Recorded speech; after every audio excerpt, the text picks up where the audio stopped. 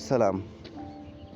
هغه څوک چې ډپریشن او انزایټي لري دوه فارمولې دې په پام کې ونیسي: مسؤلیت پیژندل او مسؤلیت ترسره کول.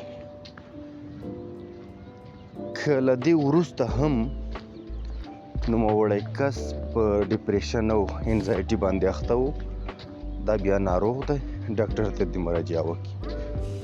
د مسؤلیت پیژندل په دې معنا چې ته یو مسؤل کس یې چې په دې نړۍ کې منځته راغلی د خدای،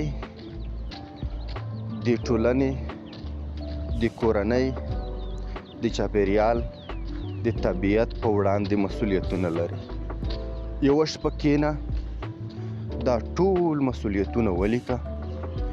دوهمه شپه له خپل ځان او له خپل خدای سره تعهد وکړه چې دا ټول باید ترسره کړم او ترسره کوئ.